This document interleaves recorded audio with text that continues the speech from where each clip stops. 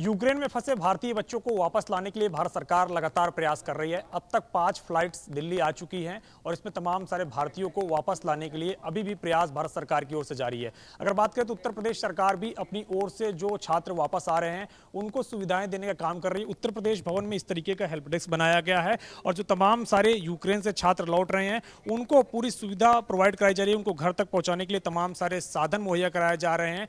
अब तक 39 छात्र यूक्रेन से भारत आए हैं जो कि यूपी के रहने वाले हैं। ये यूपी की सरकार की पूरी टीम लगी हुई है जो छात्रों को फैसिलिटेट कर रही है। छात्रों को यहाँ पे वाहन से लेकर एयरपोर्ट से रिसीव करने से लेकर यूपी भवन लाने तक और फिर आगे उनके घर तक पहुंचाने का काम कर रही है। यहाँ पे अगर बात करें तो स्थानीय उप आयुक्त सौम्य श्रीवास्तव जी हमारे साथ हैं। वो बताएंगे किस तरीके से पूरी टीम काम कर रही है और कैसे जो तमाम सारे छात्र हैं उनसे भी बातचीत करेंगे और जानेंगे कि यूक्रेन में हालात हैं। सबसे पहले आप जानेंगे कि आप लोग तमाम सारे छात्रों को एयरपोर्ट से रिसीव करके यूपी भवन ला रहे हैं, फिर आगे इनको घर पहुंचाने का काम कर रहे हैं।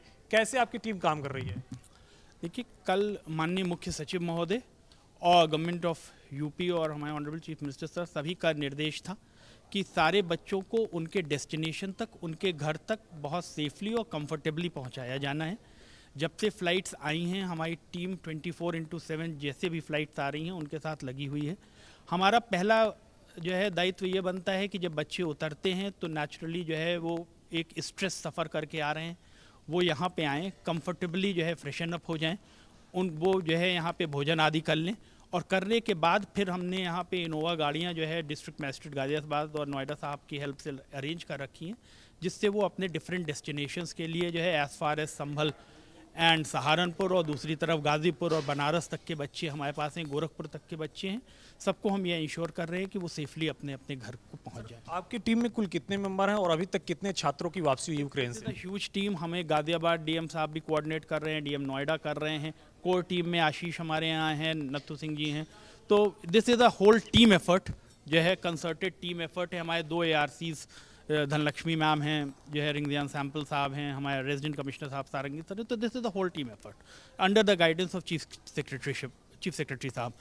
वो कल पर्सनली आए थे, उन्होंने पर्सनल ब्रीफिंग करी थी, एक एक व्यक्ति के विषय में इंश्योर किया था कि किस तरीके से कार्य किया जाना है। सर, 500 के ऊपर छात्र यूक्रेन में फंसे हुए थे, उनमें से अब तक कितनों की वापसी हुई है, खासतौर से जो यूपी के रहने वाले? क्योंकि कई सारे छात्रों को हम देख रहे हैं आप लोग लेकर आए। करीब करीब जो है हमारे पास अभी 100 छात्रों के ऊपर 125 छात्र हमारे अब तक जो है आ चुके हैं। बहुत के पेरेंट्स लेकर के गए हैं हम लोगों के, और जो है करीब 90 छात्रों को करीब हम लोगों ने जो है अपने व्हीकल से जो है डेस्टिनेशंस पे पहुंचाया। व्हीकल से आप लोगों ने डेस्टिनेशन पहुंचाया। तमाम सारे ये छात्र हैं जो यूक्रेन से वापस भारत लौटे हैं, इनसे बातचीत करेंगे। सबसे पहले हम कहेंगे कि आप लोग तालियां बजाइए कि आपको यूपी सरकार इस तरीके से फैसिलिटेट कर रही है और यहाँ पे कर रही है। अब हम बिल्कुल इनसे बातचीत करेंगे। आप लोग बताइएगा कि किस तरीके से यूक्रेन में हालात हैं और आप लोग कैसे भारत आने में सफल हुई? यूक्रेन में हालात तो बहुत बुरे हैं, हम बहुत बुरे तरीके से फंसे थे। Literally I will thanks to Manika ma'am, just उन्होंने मुझे बॉर्डर के अंदर किया था। I was literally crying there, she just pull me and just कर दिया उन्होंने मुझे अंदर। I will very thankful to her first of all. आप कहाँ के रहने वाले और यूक्रेन में किस चीज़ की आप पढ़ाई कर रहे थे? सर, मैं बरेली से रहने वाला हूँ यूपी में, और मैं यूक्रेन में MBBS की पढ़ाई कर रहा हूँ।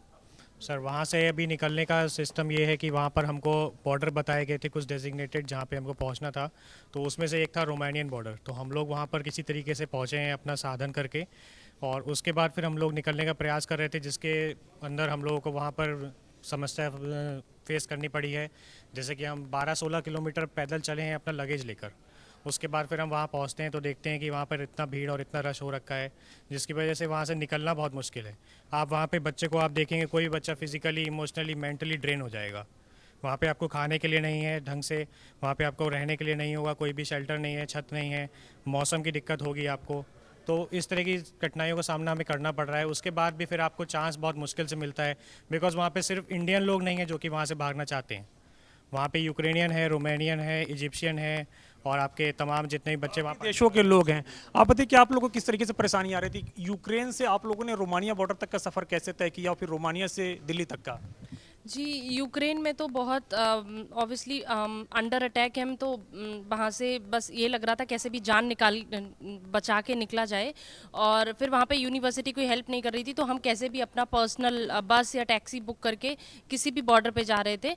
तो पहले पोलैंड बॉर्डर पे काफ़ी बच्चे जा रहे थे, पर वहाँ पे फिर बॉर्डर क्लोज हो गया क्योंकि बहुत सारे इंडियन बच्चे वहाँ पे फंस गए। फिर हम रोमानिया बॉर्डर गए और वहाँ पे खुद का बस करके फिर वहाँ पे 15 किलोमीटर्स तक जैम था, तो उतना हमें पैदल चल के जाना पड़ा। फिर हम वहाँ पे पैदल चल के गए तो वहाँ पे बहुत ज़्यादा भीड़ थी ऑलरेडी, क्योंकि वहाँ बहुत हर कंट्री के जो बच्चे फंसे हुए थे वो आए हुए हैं। और वहाँ पे ना खाना है ना पानी है, और वहाँ पे बहुत ज़्यादा माइनस में टेम्परेचर है और बहुत ज़्यादा भगदड़ मची हुई है। रोमानिया में कल से ये भी देखा जा रहा है कि बॉर्डर पे जो लोग फंसे हुए हैं वो अपने वीडियो पोस्ट कर रहे हैं और लगातार मदद की अपील कर रहे हैं। आप लोग के क्या दोस्त वगैरह या कोई ऐसे परिचित लोग फंसे हुए हैं? हमारे काफ़ी दोस्त, हमारे जूनियर्स सीनियर्स काफ़ी फंसे हैं, जो कि 3 और 4 दिन से हैं। अब वो हिम्मत हार चुके हैं, हमारी उनसे बात हो रही है, वो भी कभी कभी, क्योंकि वहाँ नेटवर्क और फ़ोन चार्ज की प्रॉब्लम है, कुछ है ही नहीं। तो वो अब हिम्मत हार के कह रहे हैं कि हम वापस चले जाते हैं अपने अपने शहरों में, ताकि हम ठंड से ना मर के बॉम्ब से मर जाएं। कोई दिक्कत नहीं, यहाँ पे बहुत ज़्यादा क्राइसिस है, बहुत ठंड है, खाना नहीं है, पानी नहीं है, छत नहीं है, वॉशरूम्स नहीं है, और इतनी भगदड़ है, उसमें भी कोई मर सकता और है। कोई उम्मीद भी नहीं है कि वो कब बॉर्डर खुलेंगे और कब उनको बॉर्डर के अंदर जाने मिलेगा। वो 3-4 दिन से वहाँ पे -डिग्री टेम्परेचर में इंतजार कर रहे हैं बॉर्डर के अंदर घुसने का। अब उनकी उम्मीद भी टूटने लगी है। कल रात से बर्फ गिर रही है पोलैंड बॉर्डर पे भी और रोमानिया बॉर्डर पे भी। तो अब तो सबकी हिम्मत टूट गई, क्योंकि किसी के पास ब्लैंकेट्स, कपड़े कुछ नहीं है, सिंपल जैकेट्स हैं, तो उससे कुछ नहीं हो रहा है, कोई भी मर सकता है वहाँ। आप लोग की जानकारी में कुल कितने जो आप लोग के दोस्त हैं, फ्रेंड्स हैं या जानकार लोग हैं, वो लोग कितने लोग अब तक फंसे हुए हैं वहाँ पे? अब तक वहाँ पे लगभग 1000 से ऊपर बच्चे फंसे हुए हैं। और वहाँ पे ऐसी कंडीशन हो रही, कुछ बच्चे तो ऐसे हैं कि जो 4-4 दिन से फंसे हैं, उनको बॉर्डर तक जाके वो लौट जा रहे हैं, क्योंकि बॉर्डर बंद कर दे रहे हैं। बॉर्डर खोल रहे हैं तो वो बस 10 मिनट के लिए बॉर्डर खोल रहे हैं। मैं जब थी वहाँ पे बॉर्डर पे, तो मुझे 50 मीटर भी नहीं, 25 मीटर रहा होगा डिस्टेंस क्रॉस करने में, मुझे 12 घंटे लगे हैं पूरे। मतलब हम एक पैर पे वहाँ खड़े थे, इतनी हमारी हालत वहाँ पे ख़राब थी। और बच्चों को फ्रॉस्ट बाइट तक हो गया, हाथों में, पैरों में। मतलब वो एकदम समझ लीजिए, कुछ बच्चे तो अनकॉन्शियस हो जा रहे हैं वहाँ पे, धक्का मुक्की और सर पे ट्रॉली फेंक देना, बच्चे बेहोश हो जा रहे हैं। तो मेरा ये रिक्वेस्ट है, हम लोग जो प्रॉब्लम फेस किए हैं उसके बारे में मैं एक्सप्लेन नहीं करना चाहूँगी। बस मेरे ये रिक्वेस्ट है कि इंडियन गवर्नमेंट्स को वहाँ पे देखना चाहिए, कम से कम जो बच्चे खारकीव कीव कहीं भी फंसे हैं, वहाँ से ट्रांसपोर्ट अगर अरेंज हो पाए तो अरेंज कराएं, और फ्लाइट्स नंबर को इंक्रीज़ कराएं। बाकी हम तो क्रॉस कर चुके हैं, हम अपनी प्रॉब्लम्स नहीं शेयर करेंगे। जो बच्चे फंसे हैं, मेरी बस यही रिक्वेस्ट है कि उनको निकाला जाए जल्द से। जो बच्चे फंसे उनको निकाला जाए। आप लोगों ने यूक्रेन से कब बाहर निकलना शुरू किया था, क्योंकि आप लोग किस शहर में थे यूक्रेन में, और वहाँ से कब निकलना शुरू किया था? सर मैं Anand Prakash इवानो फ्रैंकोस national medical university का स्टूडेंट हूँ। 24 को वहाँ पे ब्लास्ट हुआ अर्ली मॉर्निंग, वहाँ का एयरपोर्ट ब्लास्ट कर दिया गया।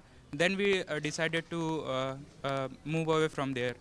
तो उस दिन शाम को न्यूज़ आती है कि हमारी यूनिवर्सिटी हमारे लिए बस अरेंज की है रोमानियन बॉर्डर जाने के लिए। अगले दिन पता चलता है शाम को कि वो जो बस है वो कैंसिल हो गई है, वो संडे को जाएगी, जो कि उस बस को जाना था सैटरडे को। So we decided to arrange bus for on our own risk. जब हमने ये सब किया और जब हम रोमानियन बॉर्डर पे गए तो वहाँ पे इतनी पहले से ट्रैफिक जाम था कि हमें 10 से 15 किलोमीटर पैदल चलना पड़ा विथ आवर लगेज। सो हम उतना क्रॉस करने के बाद 10-15 किलोमीटर चलने के बाद जब वहाँ पहुँचे तो वहाँ पे हमें लगभग 10 से 12 घंटे लाइन में लगाया गया। ये बोला गया कि बॉर्डर्स ओपन होंगे और आप लोग अंदर जाओगे। लेकिन फिर उन्होंने जो यूक्रेनियन मिलिट्री फोर्सेस थे, उन्होंने ऑर्डर दिया कि गर्ल्स को प्रायोरिटी दी जाएगी, वहाँ से बॉयज़ को सेपरेट कर दिया गया। फिर कुछ टाइम के बाद भगदड़ मची और उसमें सिर्फ कुछ गर्ल्स गई और उसमें से भी कुछ गर्ल्स को बोल दिया गया कि आपकी बसेस नहीं है। इंडियन एम्बेसी ने ऐसा कुछ इन्फॉर्म नहीं किया है, उन्हें वहाँ से बाहर निकाल दिया गया। रात को 12:30-1 बजे के आसपास फिर से गेट खुले और उस भगदड़ में हम लोग एनी हाउ वहाँ से निकल पाए। सर आप लोग एनी हाउ निकल पाए। ये बताइए, इंडियन एम्बेसी के लोग वहाँ किस तरीके से मदद कर रहे हैं, क्योंकि लगातार एम्बेसी एडवाइजरी जारी कर रही है अपनी ओर से? मेरे फ्रेंड वहाँ पे गए थे, मैं Saurabh Kumar Verma इवानो Francis national medical university से, मेरे फ्रेंड लोग वहाँ पे गए थे इंडियन एम्बेसी से बात करने। तो वो बोले कि हम अरेंजमेंट कर रहे हैं, हमें और जानकारी नहीं है कि हम आपको कब तक निकाल पाएंगे, और जब हम बोल रहे हैं कि इतने सारे स्टूडेंट हैं, हम कब तक जाएंगे बॉर्डर का, कब तक पार कर पाएंगे, तो वो हम लोग से बोलते हैं कि हम बस रिक्वेस्ट कर सकते हैं यूक्रेनियन मिलिट्री फोर्सेस से, बाकी हमारे कंट्रोल में और कुछ भी नहीं है। और जब हम ये चीज़ बोल रहे थे कि ये बात आप हमारी इंडियन गवर्नमेंट तक पहुँचा, तो वो हमारे बात को वो काट रहे थे, बोलते कि नहीं ये बात हमें छुपानी पड़ेगी, ऐसे लाइक वो बोल रहे थे हमें। और और दोस्तों से बात हो रही है जो लोग वहाँ पे रुके हुए हैं, जो लोग वहाँ पे स्टक हुए हैं, तो उनसे बात हो रही है, क्या बता रहे हैं वो? यस सर, जैसा कि सबने बताया बॉर्डर की सिचुएशन तो आप देख ही चुके हैं, लेकिन जिन जिन शहरों में वहाँ पे अभी मिलिट्री एंटर नहीं हुई है, हम सब अभी वहाँ उन सिटियों से हैं, और जिन जिन सिटियों में मिलिट्री एंटर हो चुकी है वहाँ के बहुत ज़्यादा बुरे हाल हैं। हर 15 मिनट, हर 20 मिनट में सायरन बज रहा है। बच्चे बंकर्स में लगभग 1 हफ्ता हो गया उन्हें पूरा, खार्किव और कीव। बहुत सारे फ्रेंड्स हैं जो खार्किव और कीव में फंसे हुए हैं। मेरी मतलब हमेशा रशियन गवर्नमेंट, मतलब मैं हमेशा सुनती आई हूँ कि रशियंस और इंडियंस के बहुत अच्छे रिलेशंस रहे हैं, तो मैं इंडियन गवर्नमेंट से बस ये रिक्वेस्ट करूँगी कि वो रशियन गवर्नमेंट से बात करके कीव और खार्किव जहाँ पे मिलिट्री आ चुकी है उन शहरों से कैसे भी करके इंडियन बच्चों को निकालें वहाँ से। लगातार इंडियन गवर्नमेंट बात भी कर रही है रशियन गवर्नमेंट से। आप लोग किस शहर से निकल के आई हैं और दिल्ली तक का सफ़र कैसे रहा है? बेसिकली मैं इवानो फ्रेंकिस नेशनल मेडिकल यूनिवर्सिटी से हूँ। मेरा नाम है पूजा यादव। एंड जब हमने 24 जब ये अटैक हुआ था तो उससे पहले एक्चुअली हमारी ऑनलाइन क्लासेस नहीं चल रही थी, ऑफलाइन ही चल रही थी, तो हमने उनसे बहुत ज़्यादा क्या स्ट्राइक किया कि हमें ऑनलाइन चाहिए ताकि वहाँ से निकल सके। क्योंकि एक और प्रॉब्लम है यूनिवर्सिटी की, अगर हम ऑफलाइन रहेंगे हमारी क्लासेस, वहाँ एनबी लगेगी, तो हमारे लिए बहुत प्रॉब्लम, वहाँ का कुछ अलग ही रूल है। तो फिर उन्होंने नहीं माना। फिर जिस दिन बॉम्ब अटैक हुआ अराउंड 24 को हुआ था मॉर्निंग में, देन हमने डिसाइड किया कि हमको खुद आगे स्टेप लेना पड़ेगा, अदरवाइज़ कुछ नहीं हो सकता। देन यूनिवर्सिटी ने सब कुछ अरेंज किया, फिर उन्होंने सडनली बोला कि नहीं अभी नहीं हो पाएगा बस। ऐसे से कोई मदद मिल रही है वहाँ पे? लाइक एम्बेसी मदद कर रही है अपनी तरफ से, बट मैं ये कहना चाहूँगी कि अगर यूक्रेन में भी थोड़ा एम्बेसी अपनी हेल्प करे। जो बच्चे, हम तो चलो बॉर्डर साइड हमारी यूनिवर्सिटीज़ हैं, बट जो बच्चे अवे फ्रॉम देयर है, लाइक मेरी खुद की फ्रेंड है वो डेनीप्रो में है, खाकिव में, the guys are stuck in bunkers या अराउंड लास्ट 10 डेज से। तो उनके लिए बहुत ही बुरा टाइम है ये, उनको खाने के लिए नहीं है, वो बाहर भी नहीं निकल सकते ऑल्दो कि हाँ कुछ हो ना जाए। खार्किव में तो बहुत गंदी कंडीशन है। तो मैं बस ये चाहती हूँ कि एम्बेसी एटलीस्ट जो यूक्रेन में बच्चे फंसे उनको वहाँ से एटलीस्ट लेके कुछ अरेंजमेंट करे, बस के अरेंजमेंट करे बॉर्डर तक लाने के लिए। एटलीस्ट हम तो चलो जितना दूर नहीं है, हम 2-3 आवर्स का हमारा डिस्टेंस लगता है बॉर्डर तक का, देन हमको वहाँ से वॉक करना है अराउंड 15 या 20 किलोमीटर्स। तो हम तो फिर भी उनसे बेटर जोन में हैं, बट वो बहुत ज़्यादा बुरे जोन में है, हमसे ज़्यादा बुरे। तो मैं उनसे अपील करना चाहूँगी कि एम्बेसी एटलीस्ट उनके लिए कुछ करे। आप क्या कह रहे हैं? मतलब इंडियन एम्बेसी यहाँ के मतलब बहुत एफर्ट्स कर रहे हैं। लाइक मैं विनित्सा नेशनल मेडिकल यूनिवर्सिटी से हूँ, तो हमारे यहाँ से जो स्टूडेंट्स निकले हैं ना, वो जो लोग वहाँ हमें सुपरवाइज करते हैं उनकी हेल्प से निकल रहे हैं। एटलीस्ट इंडियन वहाँ जो यूक्रेन में इंडियन एम्बेसी है उनको बात करनी चाहिए ताकि लाइक यूनिवर्सिटी वाले हैं वो बच्चों को निकाले, क्योंकि उन्हें प्रॉपर पता है कि वहाँ पे क्या है कैसा है, तो वो ज़्यादा प्रॉपरली बच्चों को वहाँ से इवैक्यूएट करवा पाएंगे। आप लोग कितने दिनों का सफ़र तय किए मुश्किलों में रहते हुए और फिर दिल्ली तक पहुँचे? सर मैं बेसिकली 3 दिन से मैं सोया नहीं हूँ, 3 दिन से ज़्यादा ही, और मैं ये उम्मीद किया था कि मैं 1 हफ्ते से, हो सकता है 1 हफ्ते या 2 दिन, या फिर मुझे वापस भी जाना पड़े, क्योंकि मुझे कुछ उम्मीद नहीं थी। मैं खुद अपने भरोसे और आप ही लोगों के भरोसे निकला था। सबसे बढ़िया चीज़ ये थी, सबसे अच्छी चीज़ मुझे ये लगी यहाँ पे कि जब हम यूक्रेनियन बॉर्डर क्रॉस किए हैं उसके बाद से हमें किसी भी तरीके की कोई भी किसी भी तरीके की किसी भी चीज़ में कोई कमी नहीं मिली है। बस एक चीज़ की सबसे बड़ी कमी है कि जहाँ से हम यूक्रेन से इंटर करते हैं वहाँ सबसे बड़ा कमी। आप एंटर कर रहे थे आप? हम रोमानियन बॉर्डर से जहाँ से इंटर करते हैं, हमने एक वीडियो भी बना करके भेजा है, काफ़ी वो वायरल हुआ है।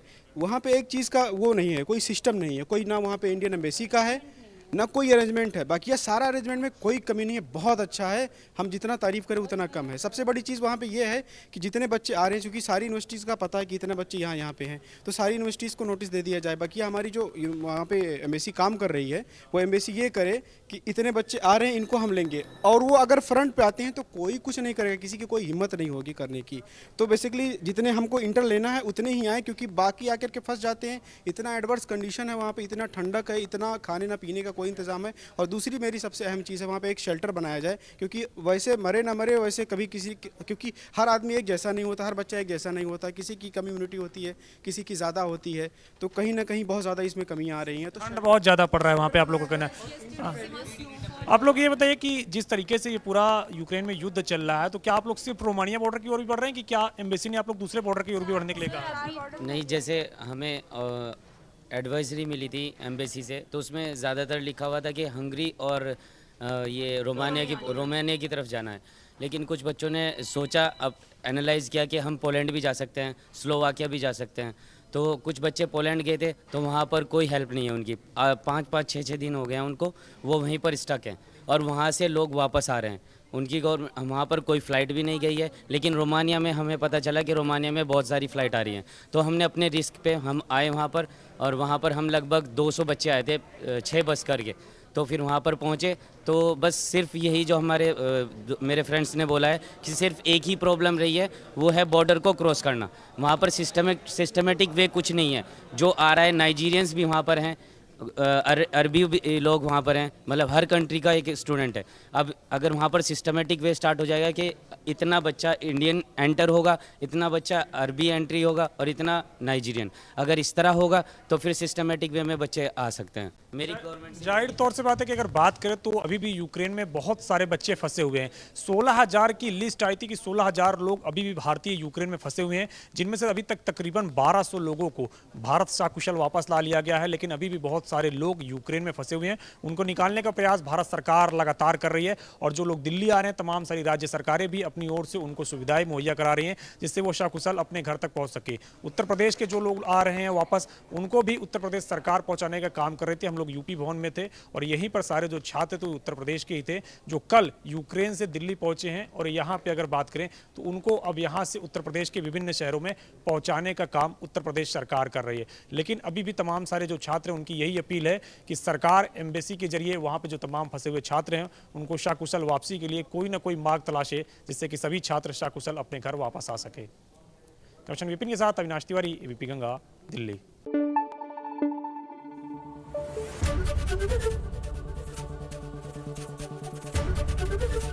एबीपी गंगा, खबर आपकी, जुबान आपकी।